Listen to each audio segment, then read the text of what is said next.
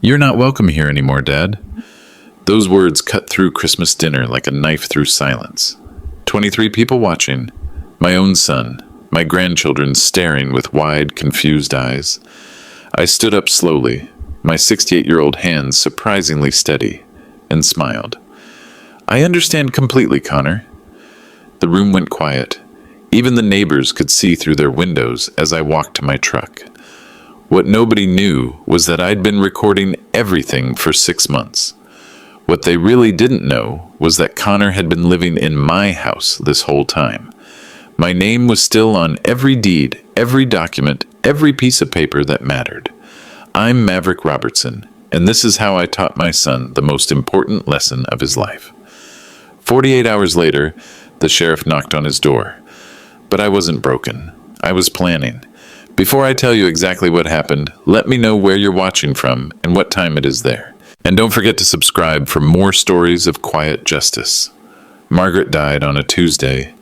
Cancer took her piece by piece over 14 months, and I watched every painful second. Connor was 26 then, fresh out of college, full of dreams and empty pockets. The funeral cost $18,000. I paid it with money I'd saved for our retirement cruise. Don't worry about money, son, I told Connor that gray October morning. Focus on grieving your mother. I worked double shifts at the electrical company. Weekdays running wire through office buildings. Weekends fixing broken outlets for neighbors. My hands stayed busy so my mind wouldn't wander to that empty house. Connor moved back in temporarily. Temporarily became 2 years. I cooked his meals, washed his clothes, watched him heal while I learned to live without my Margaret's laugh echoing through those rooms. When Connor met Stephanie in 2019, I was happy for him. Real estate agent, college educated, pretty smile. They married that fall in a ceremony I paid for. $12,000 for their perfect day. My retirement fund got smaller, but my son was building his future. You've given me everything, Dad, Connor said at the reception. I'll never forget this. I made a promise to her dying breath. That promise was simple. Take care of our boy until he could take care of himself. I thought I'd kept that promise. I thought wrong. Spring 2008 brought Connor and Stephanie to my kitchen table with real estate listings. They'd found their dream house on Maple Grove. 4 bedrooms, 2-car garage, perfect neighborhood for future grandchildren. Price tag, $385,000. We can't afford the down payment, Connor admitted. His hands fidgeted with his coffee cup. The bank wants 20%. That's $77,000 we don't have. Stephanie leaned forward. Connor mentioned you might consider helping with a loan. I looked at those young faces. Margaret would have wanted our son in a real home, not renting apartments forever. My pension had built up over 40 years of steady work. Margaret's life insurance still sat untouched in certificates of deposit. I'll handle the whole down payment, I said. Call it an early inheritance. Their faces lit up like Christmas morning. The closing happened 3 weeks later. My lawyer, Patricia Mills, sat across from us at the title company. She'd handled Margaret's estate, knew my financial situation better than anyone. Maverick, she whispered during a break, keep the deed in your name initially, for tax purposes. Transfer it later when their credit improves. I signed the papers. My name went on the deed as sole owner. Connor and Stephanie got the keys, thinking they owned their piece of the American dream. What Connor didn't know about that paperwork made all the difference 6 years later. The changes started subtle. Connor used to call twice a week just to check on his old man. After the wedding, those calls became monthly. Then holidays only. Stephanie's influence crept into our conversations like ivy covering a fence. Dad's just old school, Connor would say when I offered advice about their finances. You wouldn't understand his generation, honey. Stephanie would smile, that perfect real estate agent smile. Of course, Mr. Robertson. You've done so much already. But her eyes stayed cold as winter pond ice.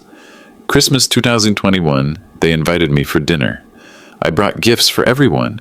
Stories from my electrical work, memories of Margaret's holiday traditions. Stephanie spent the meal checking her phone. Connor talked about mortgage rates, and property values like I wasn't there. Your father seems tired, Stephanie told Connor in the kitchen. I heard every word from the living room. Maybe he should consider downsizing. That big house must be hard to maintain at his age. Connor nodded along. Yeah, Dad's not getting any younger. I kept quiet, kept listening, kept noticing how they talked around me instead of to me.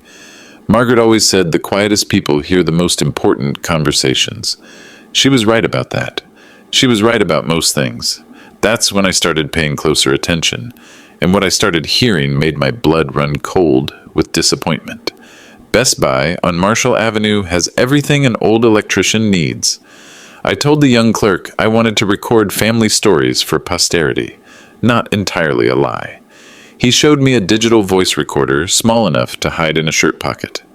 This model runs for 12 hours on one battery, he explained. Crystal clear audio, even picks up whispers from across a room. $68. Small price for peace of mind. I practiced at home first, sitting in Margaret's old chair, learning the buttons, testing the range. The device picked up conversations from the kitchen while I sat in the living room. Amazing what technology can do these days. My first real test came during Connor's visit that next Sunday. They stopped by to borrow my truck for moving furniture. Simple request, but something in Stephanie's tone made me suspicious. Just be careful with the tailgate, I said, clipping the recorder to my belt. It sticks sometimes. We know how to handle a truck, Dad, Connor replied. Sharp, impatient, different than the boy I raised. After they left, I played back the recording, clear as a bell, every word captured, even their whispered conversation in the driveway about getting the old man to sell this place eventually. I started documenting everything, every visit, every phone call, every casual conversation that revealed their true feelings about their burden of a father. November brought Thanksgiving preparations and careless words. Connor and Stephanie came over to use my larger oven for their turkey. I stayed busy in the garage, organizing tools, staying out of their way. The recorder sat in my shirt pocket, running silently. They thought I couldn't hear them in the kitchen. Your father's house is worth at least $400,000 now, Stephanie said. Her real estate training showed. Maybe more with the market surge. He'll leave it to me eventually, Connor replied. We just have to wait. Waiting is for people without options, honey. Stephanie's voice dropped lower. I've been researching property transfers. There are ways to handle this sooner. Silence. Then Connor. What kind of ways? Power of attorney forms, medical necessity claims. If we can show he's becoming incapacitated, we could petition for guardianship, transfer assets for his protection. My hands stopped moving on the toolbox. Cold crept up my spine like winter fog. That seems wrong, Connor said, but his voice carried doubt, not conviction. It's practical, Stephanie answered. He's 70 soon. These things need proper planning. I know people at the courthouse. Forms can be prepared ahead of time. Recording number 7 changed everything. I understood then that my son's wife wasn't just impatient. She was calculating, and Connor was becoming her willing student in betrayal. Patricia Mills's law office smelled like leather books and strong coffee. I'd called Monday morning after that Thanksgiving recording, asked for an urgent consultation. Patricia had handled Margaret's affairs, understood family complexities. Maverick, you look troubled, she said, gesturing to the chair across from her mahogany desk. What can I do for you? I played the Thanksgiving recording. Patricia's expression grew darker with each word. When Stephanie's voice mentioned guardianship fraud, Patricia's pen snapped in her grip. This is elder abuse conspiracy, Patricia said, the planning stage of financial exploitation, and it's all documented. She opened a thick file folder. Fortunately, you made smart choices in 2020. The house deed remains in your name. Connor has no legal claim to your property. Relief flooded through me like warm sunshine after winter. But they can still cause problems, Patricia continued. False medical claims, forged documents, fraudulent power of attorney forms. We need more evidence, more recordings, a clear pattern of intent. Patricia handed me a business card for a private investigator. If they forge your signature on anything, we'll have criminal fraud charges. Keep recording, keep documenting. When they make their move, we'll be ready. Patricia's advice was crystal clear. Build the case methodically. Let them expose their intentions fully. Then strike with overwhelming evidence and legal authority. 6 months of systematic recording painted a picture I wished didn't exist. Every Sunday visit, every phone call, every casual conversation revealed layers of disrespect and calculation I'd never imagined from my own son. Recording 15. Connor complaining about wasting gas money visiting the old man every week. Recording 23. Stephanie coaching Connor on keeping Dad dependent so he doesn't make rash decisions about the house. Recording 31. Connor agreeing that Dad's getting forgetful, probably early dementia setting in. I wasn't forgetful. I was heartbroken. Each conversation got transcribed in a composition notebook Margaret had given me years ago. Dates, times, exact quotes. Patricia insisted on documentation beyond the audio files. Juries like paperwork, she said. Makes things feel official. Stephanie's real estate connections proved useful for their schemes. She brought deed transfer forms to 3 different Sunday dinners just for Dad to review when he's ready. Always left them on my kitchen counter, always with helpful sticky notes showing where to sign. I never signed anything, but I kept every form. Evidence of intent to defraud. Connor's participation grew bolder each month.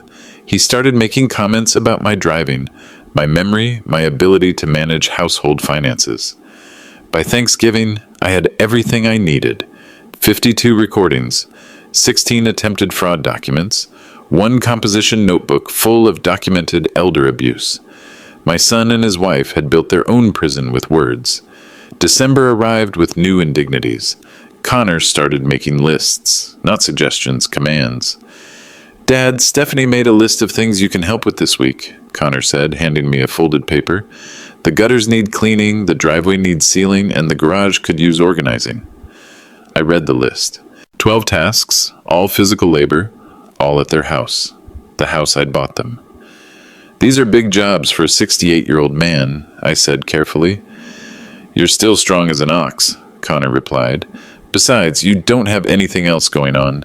Retired people need projects. Stephanie appeared from the kitchen, wiping her hands on a dish towel. Mr. Robertson, we really appreciate you helping out. It saves us so much money on handyman services. The recording device in my pocket captured every word. I spent Tuesday cleaning their gutters, Wednesday sealing their driveway, Thursday organizing tools in their garage while they sat inside watching television. My back ached, tight. My hands cramped from gripping unfamiliar tools. But I kept working, kept recording, kept building evidence. Their friends started noticing. Karen and Bill Mitchell lived next door, watched me working alone while Connor and Stephanie relaxed. Shouldn't your son be helping? Karen called over the fence. Oh, Dad insists on doing everything himself, Stephanie answered from the porch. He's very particular about how things get done. But the worst was yet to come, because serving as their unpaid handyman was just the beginning of their plan to make me feel worthless and dependent. Thanksgiving 2024 showcased my new status in the family hierarchy. Stephanie's parents flew in from Phoenix. Her college friends drove down from Minneapolis. 21 people gathered to watch me serve them like hired help. Dad, could you get the turkey from the oven? Connor called from the living room where football played on their 65-inch television. I pulled the 20-pound bird from the oven alone, carried it to their dining room table while they laughed at something on the screen. My arthritis screamed, but nobody noticed. Maverick, would you mind carving? Stephanie's mother asked sweetly. You seem so capable in the kitchen. I carved turkey for 21 people, served plates, filled water glasses, cleared empty dishes, washed pots while they enjoyed coffee and dessert in the living room.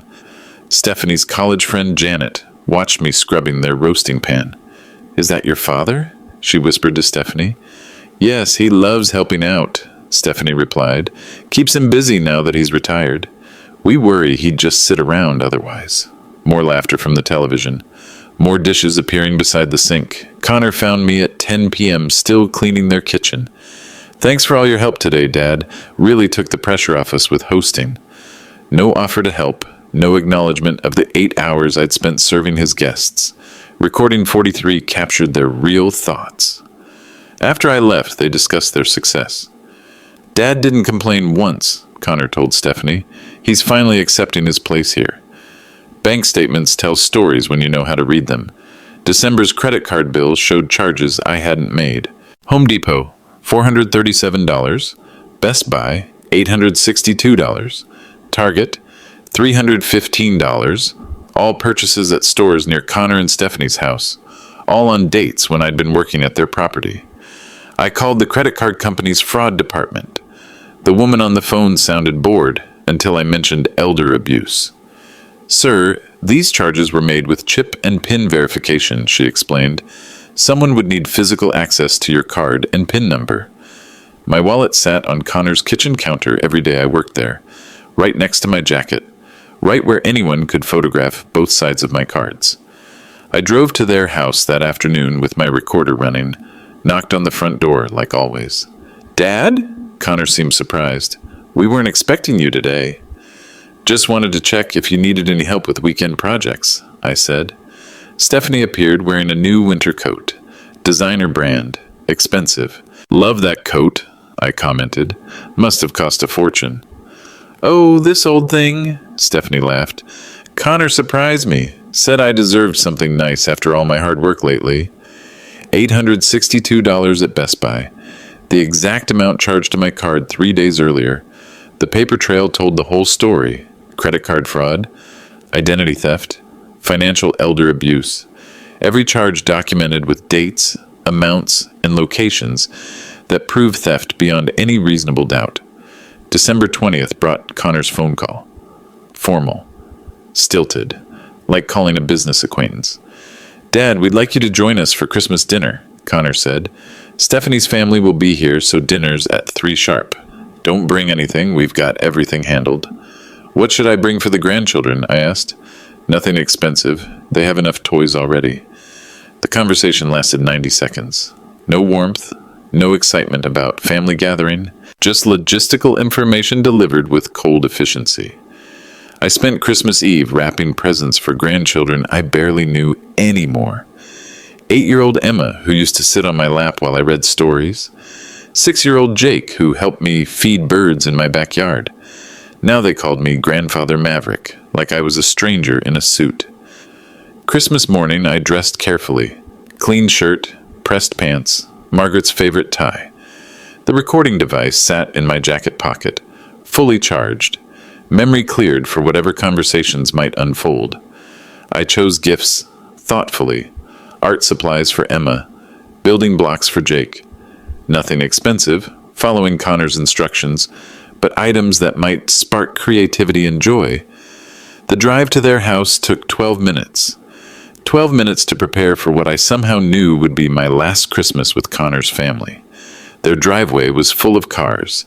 Stephanie's parents' rental sedan, her brother's pickup truck, friends' vehicles lining the street.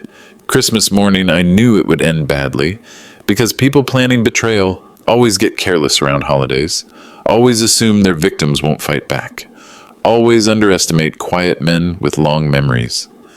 23 cars lined Maple Grove Street. I parked 3 houses away, walked slowly up the driveway I'd sealed myself in September. The recording device clicked on as I approached their front door. Connor answered before I knocked. Hey Dad, come on in. No hug, no Merry Christmas, just neutral acknowledgement like I was delivering groceries. Their living room buzzed with conversations I wasn't included in. Stephanie's parents held court near the fireplace, sharing stories about their Arizona retirement community. Her college friends clustered around the kitchen island, wine glasses in hand, discussing property markets and investment opportunities. Emma and Jake sat in the corner, already surrounded by open presents. Mountains of expensive toys, electronic games, designer clothes. My carefully chosen art supplies looked shabby beside their abundance. Grandfather Maverick, Emma called politely. Thank you for the presents. No excitement. No running to hug me like she used to, just polite acknowledgement coached by parents who'd trained her to maintain distance. Stephanie appeared wearing another new outfit. Cashmere sweater, designer jeans, jewelry that caught the Christmas lights. Mr. Robertson, so glad you could make it. The kitchen could use some attention if you don't mind helping out. Not a request, an assignment. I found their sink full of breakfast dishes, preparation bowls, serving platters waiting to be washed. 23 people's worth of Christmas morning cleanup. No one else in the kitchen. No offers to help. Just me and the dirty dishes while their families celebrated in the next room. The recorder was already running. 2 hours of dishes. Pots from Christmas morning breakfast. Serving bowls from appetizers. Wine glasses from pre-dinner cocktails. My hands pruned in hot dishwater while laughter echoed from their living room. "Maverick's such a blessing," Stephanie's mother announced loudly enough for everyone to hear. "So helpful in the kitchen. You're lucky to have such a dedicated father, Connor." "Yeah, Dad likes staying busy," Connor replied. "Retirement can be boring otherwise." Their conversation continued without me. Investment strategies, vacation plans, real estate market predictions, topics I understood but wasn't invited to discuss. Emma appeared beside the sink around 4 o'clock. "Grandfather Maverick, are you coming to open presents?" "As soon as these dishes are finished, sweetheart," I said, scrubbing their roasting pan. "Mommy said you like washing dishes because you're used to being alone," Emma said innocently. My hands stopped moving. Used to being alone. Like isolation was my natural preference instead of their systematic exclusion. "Go play with your new toys," I said gently. "I'll be there soon." But I wouldn't be there soon. More dishes appeared constantly. More wine glasses, more appetizer plates, an endless stream of cleanup that kept me separated from family conversations. Stephanie checked on my progress periodically. "You're doing great, Mr. Robertson. Really appreciate you taking care of the kitchen work." Taking care of the kitchen work, not helping with dishes, not contributing to family gathering, just handling the manual labor nobody else wanted. Then I heard my name from the dining room. Stephanie's voice carried clearly from the dining room. Wine had loosened tongues, made them careless about volume. "Connor's father is becoming such a burden," she said. "He shows up every Sunday expecting attention like we don't have our own lives to live." "Elderly parents can be challenging," her college friend Janet replied. "My mother went through a clingy phase before we found her a nice assisted living place." "That's exactly what Connor and I have been discussing," Stephanie continued. "There are some beautiful senior communities in the area, much more appropriate for someone his age." Connor's voice joined the conversation. "Dad gets confused about boundaries sometimes, thinks he can just drop by whenever he wants. We've talked about setting firmer limits." My hands gripped the dish towel tighter. Confused about boundaries, like visiting my son once a week was inappropriate behavior. "The house situation complicates things," Stephanie added. "He's living in that big place all alone, not really capable of maintaining it properly. We're concerned about his safety." "Could you convince him to sell?" Janet asked. "We're working on it," Connor said. "Stephanie's been handling some of the paperwork to make transitions easier when the time comes." Paperwork. The deed transfer form she'd been leaving on my counter for months. Recording 52 would be the last one needed. Because I'd just heard them confess to conspiracy, elder abuse planning, and intent to commit fraud. All captured in crystal clear digital audio while they thought I was safely isolated in their kitchen. 5:30 brought the moment I'd been dreading and expecting. Connor appeared in the kitchen doorway, his face set with determination that looked rehearsed. "Dad, we need to talk," Connor said. I dried my hands slowly, followed him to the living room, where 23 people sat in uncomfortable silence. Stephanie's family, Connor's friends, my grandchildren watching with wide, confused eyes. "Dad," Connor began, his voice carrying across the room, "we've been discussing some changes that need to happen."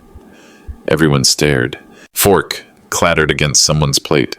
Wine glass clinked as it hit a table. "You're not welcome here anymore," Connor continued. "Stephanie and I have decided we need space from your constant visits and demands for attention." The words hit like physical blows. Not welcome. In the house I'd bought them. At Christmas dinner with my grandchildren. After 8 hours of washing their dishes and serving their guests. "I understand completely, son," I heard myself say. My voice stayed steady somehow. Calm. Almost grateful. Connor looked surprised by my response. Stephanie smiled that real estate agent smile, satisfied with her successful manipulation. "You'll always be welcome to call before visiting," Stephanie added. "We just need better boundaries going forward." Jake started crying quietly. Emma stared at her hands. The other guests studied their plates, uncomfortable with the public family drama. I walked through their dining room, past their Christmas tree, toward their front door. 23 people watched me leave in silence. As I walked to my truck, the December air bit at my cheeks as I walked down their driveway. Behind me, their house glowed with Christmas lights I'd helped hang in November. Warm yellow windows showed silhouettes of family I was no longer welcome to join. Karen Mitchell stood at her mailbox, pretending to check for late deliveries. Her neighbor's radar had picked up the tension from inside Connor's house. "Everything all right, Maverick?" she called softly. "Everything's perfect, Karen," I replied, surprising myself with how true that felt. Better than perfect, actually. My truck started easily despite the cold. The heater began warming my hands as I pulled away from Maple Grove Street. In my rearview mirror, Connor's house grew smaller until the Christmas lights became just another neighborhood decoration. The recording device in my pocket had captured everything. Every cruel word, every calculated dismissal, every public humiliation witnessed by 23 people who now knew exactly what kind of man my son had become. I drove home slowly, Christmas music playing on the radio, my heart lighter than it had been in months. Margaret's picture smiled at me from the dashboard where I'd kept it since her funeral. "You would have been proud of how I handled that," I told her picture.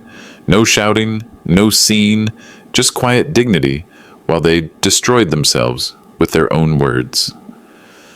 What they didn't know was Monday would change everything, because quiet men who work with electricity understand power, how it builds slowly, how it travels through unexpected circuits, and how it delivers exactly the voltage needed when the switch finally gets thrown. Sunday night found me at Margaret's old kitchen table with 6 months of evidence spread like a roadmap to justice. 52 audio files transferred to my laptop, each recording labeled with date, time, and summary of contents. The composition notebook opened to pages of transcribed conversations. Recording 1 through 15. Gradual pattern of disrespect and dismissal. Recording 16 through 30. Stephanie's coaching Connor on manipulation tactics. Recording 31 through 45. Financial fraud planning and execution. Recording 46 through 52. Elder abuse conspiracy and property theft schemes. The timeline painted a picture more damning than I'd imagined. This wasn't sudden greed or momentary weakness. This was systematic, calculated elder abuse that had been building for months. Patricia's business card sat beside the laptop. I'd called her emergency number from the truck, left a voicemail requesting Monday morning consultation. Elder law attorneys understand urgency when family betrayal reaches crescendo. The credit card statements formed their own pile of evidence. $12,000 in unauthorized charges over 6 months. Each fraudulent purchase documented with location data that placed Stephanie near the stores during every transaction. Connor's signature appeared on 3 deed transfer forms. Forged. I'd never signed any documents transferring property ownership, but someone had practiced my signature until the forgeries looked convincing. Margaret's jewelry box sat open beside the legal documents. Inside, her engagement ring caught the kitchen light. The ring I'd saved 3 months to buy in 1976. The ring Connor and Stephanie didn't know existed because I'd never mentioned my emergency savings account. The bank statements for that account showed a balance that would shock them. $87,000. Margaret's life insurance money, untouched for 6 years, earning steady interest while I lived modestly on my pension. Patricia had prepared me for this moment. That she'd warned me that family fraud cases require overwhelming evidence to overcome emotional bias. Juries want to believe families love each other. Judges hesitate to destroy relationships over money. But evidence doesn't lie, and I had evidence enough to fill a courtroom. Patricia Mills arrived at her law office at 7 Monday morning. I was waiting in the parking lot, box of evidence on my passenger seat, determination replacing the heartbreak I'd carried home from Christmas dinner. Maverick, she said, unlocking her office door. Your voicemail sounded urgent. It is, I replied, following her inside. They made their move yesterday, all of it recorded. Patricia's office felt like a sanctuary after 36 hours of emotional turmoil. Leather chairs, law books, photographs of successful cases lining her walls. Places where justice lived and breathed and won. I played recording 52 first. Stephanie's voice discussing paperwork transitions and Connor agreeing to firmer boundaries. Then recording 51, their Christmas Eve phone conversation about limiting my access to grandchildren. Patricia's face grew darker with each playback. This is textbook elder abuse conspiracy, she said, taking notes in her legal pad. Financial exploitation, emotional manipulation, social isolation, and it's all documented. She reviewed the forged deed transfer forms with magnifying glass precision. These signatures are fraudulent. I can have handwriting experts confirm it, but they're obviously not your writing. The credit card fraud evidence made her whistle low. $12,000 over 6 months. That's felony theft in this state. Combined with the forgery attempts, we're looking at serious criminal charges. Patricia opened her phone, started dialing numbers. I'm calling the district attorney's office first. They need to open criminal investigation immediately. Then we'll file civil eviction proceedings. Eviction? I asked. You own the house, Maverick. They're tenants without lease agreement living on your property. We can have them removed legally within 72 hours if they refuse to leave voluntarily. She handed me paperwork to sign. Power of attorney for legal proceedings. Authorization for criminal complaint. Permission to contact law enforcement. Monday morning, the wheels of justice started turning, and once those wheels begin moving, they don't stop until every legal remedy has been exhausted and every consequence has been delivered. Tuesday morning brought one last chance for redemption. I called Connor's house at 8 a.m., the recording device capturing what I hoped might be an apology, an explanation, maybe even recognition of how badly they'd treated their family patriarch. Connor answered on the third ring. Dad, what do you want? I wanted to talk about yesterday, I said carefully. See if we could work things out before things go too far. There's nothing to work out, Connor replied. We told you how things need to be. You have to respect our boundaries. Stephanie's voice came clearly through the phone. She was on speaker, treating this conversation like a business negotiation. Mr. Robertson, she said, Connor and I have discussed this thoroughly. Your behavior yesterday showed exactly why we need distance. You couldn't even follow simple instructions about staying in the kitchen. I washed dishes for 8 hours, I said. And we appreciated that, Stephanie continued, but you kept trying to insert yourself into conversations that didn't concern you. We have our own lives, our own friends, our own interests. Connor's voice rejoined the call. Dad, you need to accept that things have changed. We're not responsible for entertaining you every weekend. I understand, I said softly, and I want you to know that I love you both. If you change your minds, if you want to try rebuilding our relationship with mutual respect, my door is always open. Stephanie laughed, actually laughed. The senile old fool still doesn't get it, she said to Connor, apparently forgetting I could hear every word. He thinks this is negotiable. Dad, Connor said, lose our number. Find some friends your own age. Stop trying to force yourself into our family time. The line went dead. That sealed their fate permanently. Because I'd offered them mercy, genuine forgiveness, a chance to apologize and rebuild. And they'd responded with mockery, cruelty, and dismissal of the man who'd given them everything. Some bridges burned themselves. This one just needed a match. The courthouse steps felt solid under my feet Wednesday morning. Patricia carried a briefcase thick with evidence. I carried the dignity my son and his wife had tried to steal. Criminal fraud charges first, Patricia explained as we climbed toward the district attorney's office. Then civil eviction proceedings. Then asset recovery litigation. District Attorney Rachel Torres reviewed our evidence with prosecutor's eyes, sharp, calculating, looking for weaknesses defense attorneys might exploit. 52 recordings, she said, scrolling through digital files. All consensual single-party recordings, admissible in court. The forged signature analysis took 15 minutes with their computer system. Clearly fraudulent, D.A. Torres confirmed. Different pressure patterns, inconsistent letter formation, obvious forgery attempts. Credit card fraud evidence made her nod with satisfaction.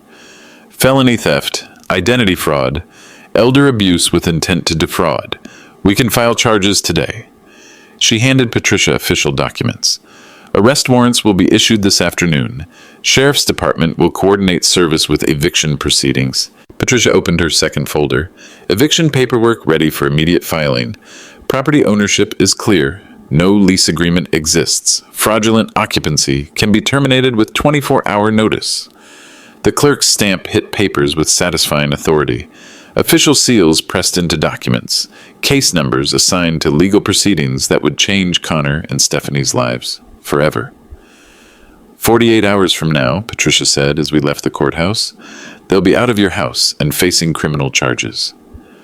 What if they refuse to leave? I asked. Sheriff's deputies with moving trucks, Patricia replied.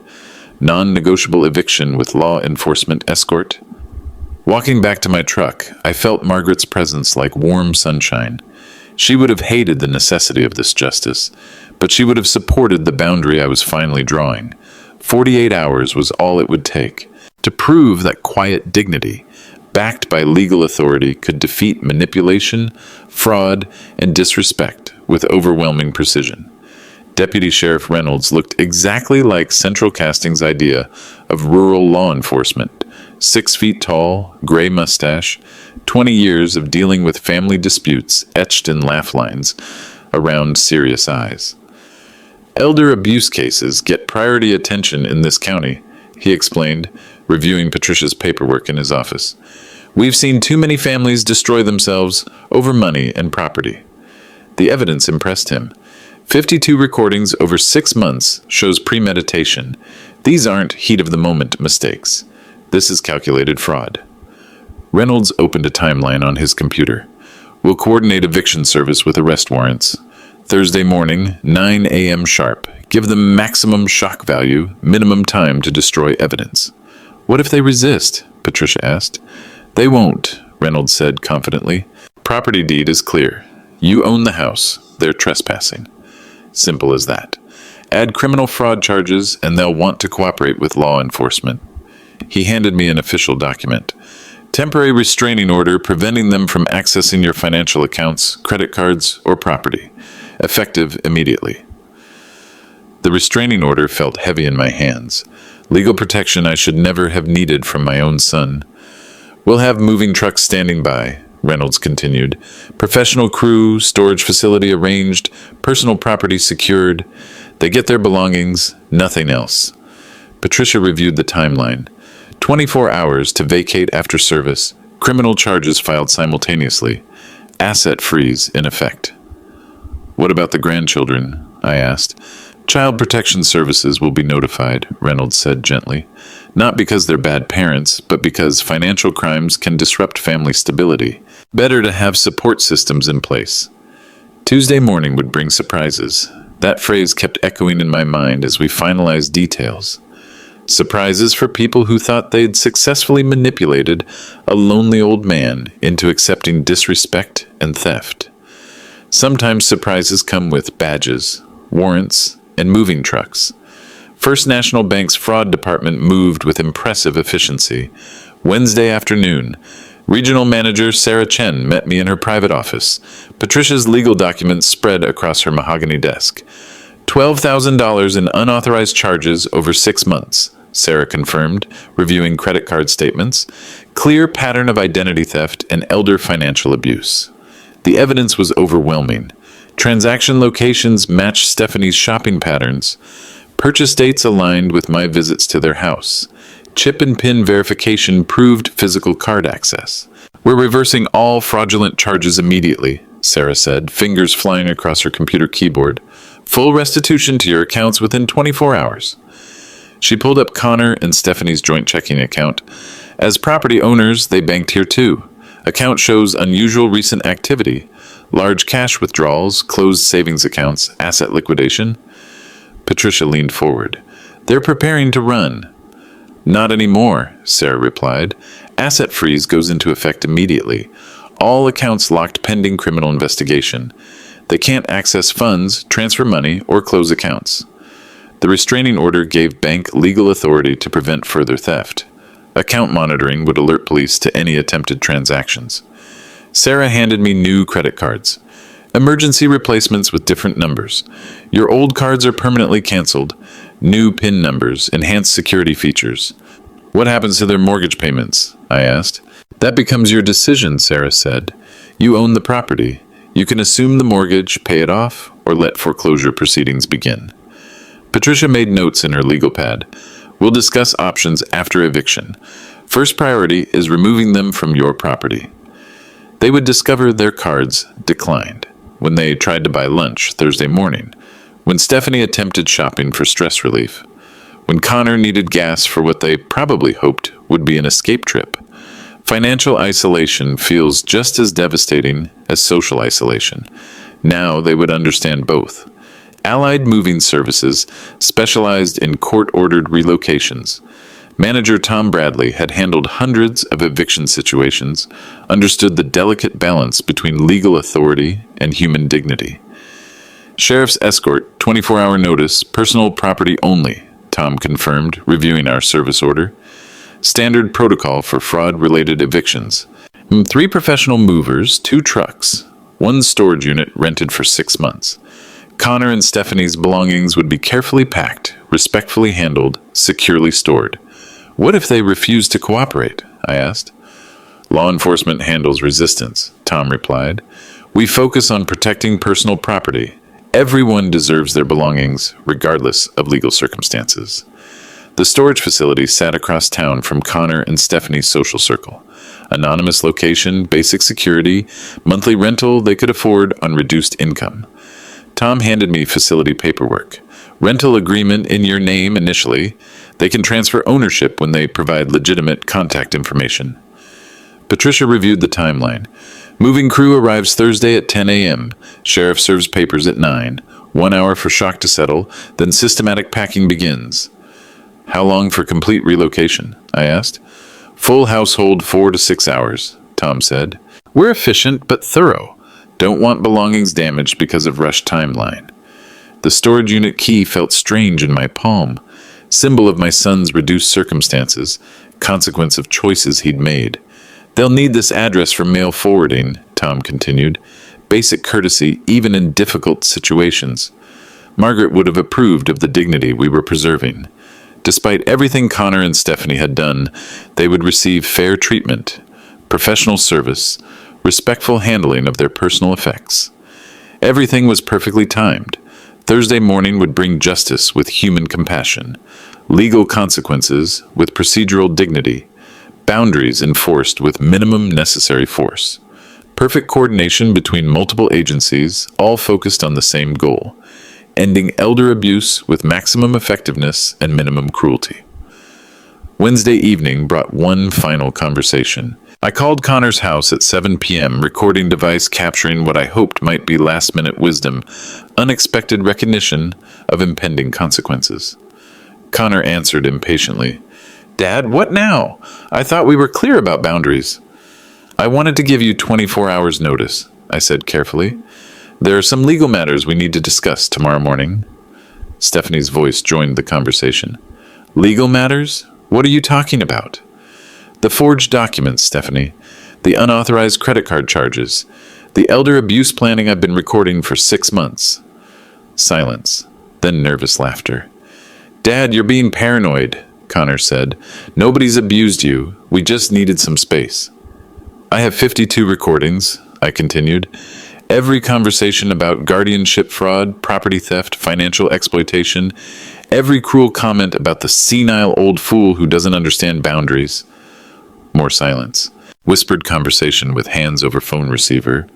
Stephanie came back on the line, her real estate agent voice replaced by something sharper. You can't use recordings without permission. That's illegal. Single-party consent state, I replied. Perfectly legal when one participant knows about recording. I checked with my attorney. Connor's voice cracked slightly. Your attorney? Patricia Mills, elder law specialist, very experienced with family fraud cases. We've been building criminal charges against you both. You're bluffing, Stephanie said, but her confidence was gone. You're just an angry old man making threats. Thursday morning, 9 a.m., I said quietly. Sheriff's deputies will be serving papers. You'll want to answer the door promptly. The line went quiet for 30 seconds. Dad, Connor said finally, maybe we can work something out. Maybe we overreacted on Christmas. Too late for that, son. Way too late. Tuesday morning arrived with sheriff badges, because some lessons can only be taught through consequences and some relationships can only be healed through justice. Thursday morning, December 28th, 9 a.m. sharp, 3 patrol cars pulled into Connor and Stephanie's driveway with the quiet authority that announces serious legal business. I sat in my truck across the street, watching Deputy Reynolds walk up the sidewalk I'd repaired last summer. Behind him, 2 younger officers carried briefcases thick with warrants and legal documents. Karen Mitchell appeared at her window, neighborhood radar fully activated. Bill Thompson slowed his morning jog to observe the proceedings. Court-ordered justice always draws witnesses. Connor answered the door in pajamas and confusion. Even from across the street, I could see his face go pale as Deputy Reynolds displayed his badge and began reading from official papers. Connor Robertson and Stephanie Robertson, we have warrants for your arrest on charges of elder financial abuse, identity theft, and attempted fraud. Stephanie appeared beside Connor, her hair uncombed, her voice carrying clearly across the quiet neighborhood. This is impossible. We haven't done anything illegal. Ma'am, you have the right to remain silent, Deputy Reynolds continued, his voice professional but firm. You also have eviction papers requiring you to vacate these premises within 24 hours. Vacate? Connor stammered. This is our house. Sir, property records show Maverick Robertson as sole legal owner. You're being evicted for non-payment of rent and fraudulent occupancy. Neighbors emerge from houses now. Mrs. Chen from next door. The Johnson family from across the street. Even old Mr. Peterson, who rarely left his porch, stood watching the Robertson family drama unfold. Connor's eyes found my truck across the street. Our gazes met through windshield glass. I saw recognition, understanding. The moment when he realized his father wasn't the helpless old man he'd been manipulating. But that wasn't the biggest shock, because handcuffs were coming out, and reading rights was just beginning. Stephanie Robertson, you're under arrest for identity theft, elder financial abuse, and attempted fraud. Deputy Reynolds' voice carried the weight of 6 months' investigation. You have the right to remain silent. Stephanie's composure cracked like thin ice. This is insane. That old man is lying. He gave us permission for everything. Ma'am, we have recordings, Deputy Reynolds replied, producing a digital device. 52 separate instances of conspiracy to commit elder abuse. The handcuffs clicked around Stephanie's wrists with metallic finality. Her designer pajamas and uncombed hair made her look smaller, more vulnerable than the confident manipulator who'd been coaching my son for months. Connor stood frozen in the doorway, watching his wife get arrested while neighbors documented everything with cell phone cameras. Connor Robertson, the second deputy announced, you're under arrest as accessory to elder financial abuse and conspiracy to commit fraud. I didn't know, Connor said desperately. I never signed anything. Stephanie handled all the paperwork. Sir, we have recordings of you participating in planning sessions, the deputy replied. You agreed to guardianship fraud schemes and property theft conspiracies. More handcuffs, more reading of rights. My son and his wife standing on their front porch in restraints, while the neighborhood watched justice being served. Emma appeared at the upstairs window, her 8-year-old face confused by the scene below. Jake stood beside her, both children watching their parents getting arrested on a quiet Thursday morning. Child Protective Services would coordinate temporary custody with Stephanie's parents. The children would be protected while their parents faced legal consequences. $12,000 in unauthorized charges, Deputy Reynolds announced for the gathered neighbors. Identity theft with intent to defraud an elderly victim. The moving trucks arrived on schedule, professional crews ready to pack up a fraudulent life built on stolen money and forged documents. Allied Moving Services arrived like clockwork at 10 a.m. 3 professional movers with dollies, boxes, and systematic efficiency.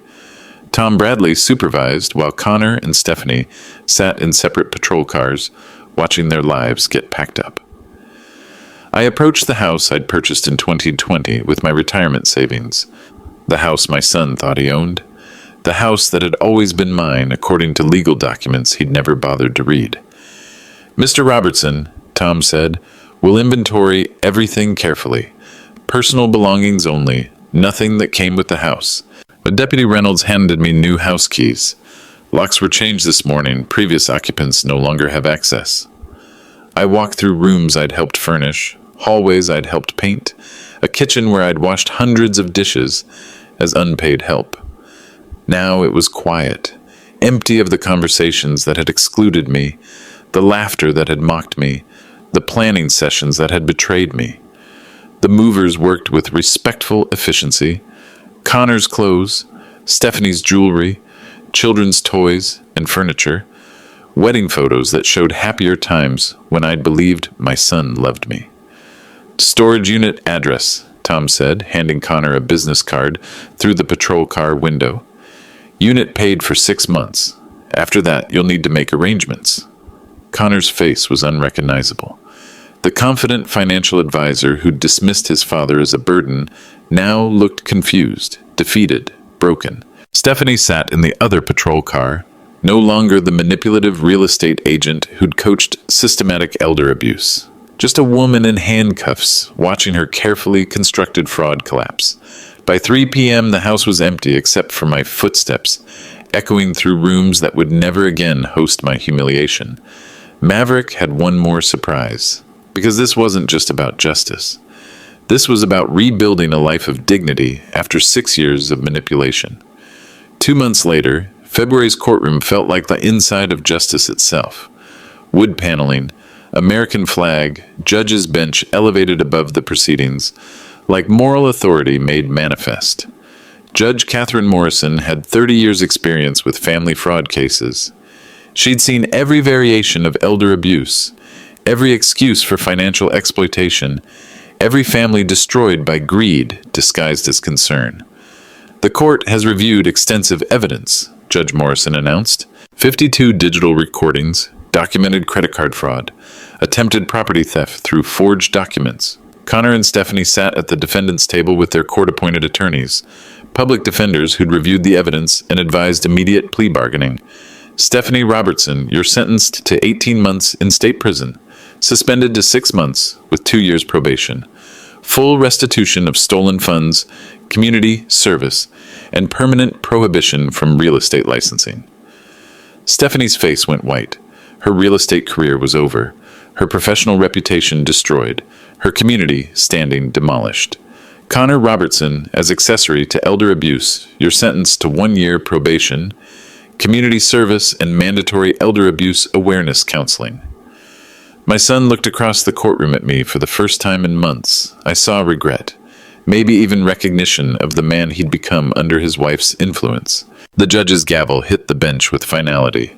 This court takes elder abuse seriously. Family relationships don't excuse criminal behavior. Love doesn't justify theft. Care doesn't permit manipulation. Patricia Mills smiled beside me. Complete victory, she whispered. Criminal conviction, asset recovery, legal vindication. Outside the courthouse, fresh February air carried the scent of justice served and dignity restored. The judge's sentencing was decisive, and my son had learned the most expensive lesson of his life. Respect isn't inherited through bloodlines, it's earned through character. The State Real Estate Commission moved swiftly once criminal convictions became public record. Stephanie's license revocation hearing lasted 30 minutes. Open and shut case of professional misconduct. License revoked permanently, Commissioner Walsh announced. Fraudulent document preparation, identity theft, elder abuse conspiracy, behavior incompatible with real estate professional standards. Connor's financial advisory firm handled his termination more quietly. No hearing, no public statement. Just a brief email explaining his resignation for personal reasons and immediate removal from client accounts. Professional reputations die hard and fast when criminal fraud makes headlines. Neither Connor nor Stephanie would work in financial services again. Background checks would flag their convictions for years to come. Their social circle learned the truth through courthouse reporting and neighborhood gossip. Stephanie's college friends who'd watched me wash dishes at Christmas now understood why. Connor's professional contacts, who'd heard him mock his senile father, now knew the real story. Karen Mitchell stopped by my house with apologies and cookies. "We should have said something sooner," she admitted. "We could see how they treated you." "You weren't responsible for my family's choices," I replied. "But thank you for caring." Other neighbors followed with similar visits. Support I hadn't realized existed. Community recognition that elder abuse had been happening right next door. The local newspaper ran a feature story about elder fraud awareness. My case became educational example without using real names. Teaching moment about family manipulation and legal protection for vulnerable adults. Patricia Mills used our victory in her elder law presentations. Anonymous case study showing how evidence collection and legal preparation could defeat even sophisticated fraud schemes. Their social circle learned the truth about what really happens when families prioritize money over love, convenience over respect, manipulation over honest relationships. The neighborhood rallied with unexpected warmth. People I'd barely known for years suddenly appeared with dinner invitations, offers to help with yard work, genuine concern for my well-being. "We always wondered about those Sunday visits," admitted Mrs. Chen from next door. "You looked so tired afterwards, but we didn't want to interfere with family business." Bill Thompson stopped his morning jogs to check on me. "Should have trusted our instincts," he said. "Family doesn't make someone wash dishes for 8 hours while everyone else relaxes." Even young families reached out. The Hendersons with twin toddlers offered snow removal services. The Martinez family invited me for their Sunday barbecues. Genuine inclusion replacing the forced obligations I'd endured at Connor's house. My church, St. Mark's Lutheran, embraced me like the family I'd lost. Pastor Williams asked me to share my story during Elder Protection Sunday. Anonymous testimony helping other families recognize manipulation warning signs. "Elder abuse hides in plain sight," I told the congregation. "It looks like helpful adult children managing aging parents. It sounds like concern for safety and financial security. It feels like love until you recognize the pattern." The response overwhelmed me. Handshakes, hugs, invitations to coffee. People sharing their own stories of family dysfunction and boundary struggles. Margaret would have loved this community support. She always said churches were families you choose instead of families you're born into. The Senior Center recruited me for their legal advocacy program. My experience with evidence collection and legal preparation could help other vulnerable adults protect themselves. But Maverick had one final message.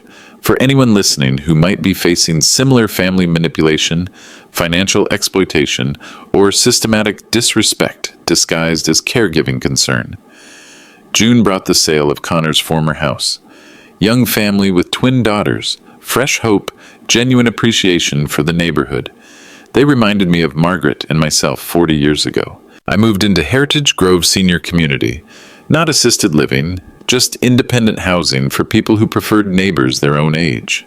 Coffee every morning in the community room, book club Tuesday evenings, volunteer work with elder abuse prevention programs.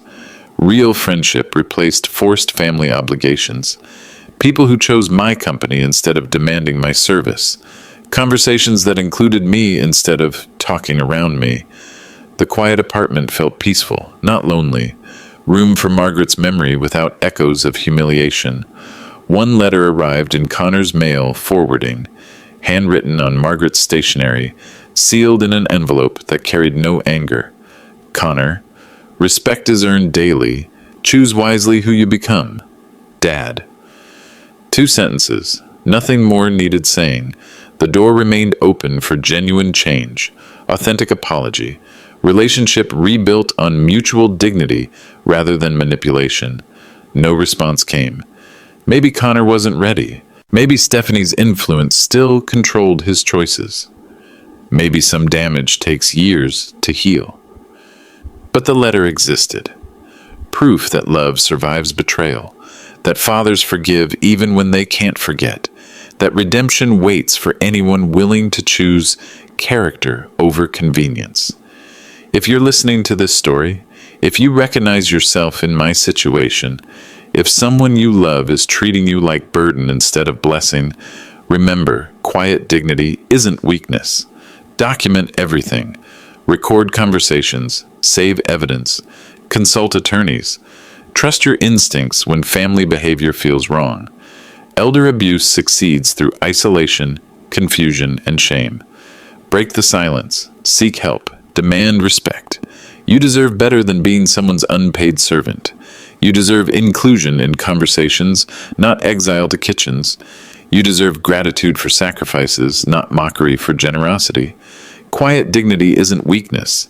It's preparation for the moment when justice becomes necessary. And sometimes justice arrives with sheriff's badges, moving trucks, and the satisfaction of teaching one final lesson to people who forgot where they came from.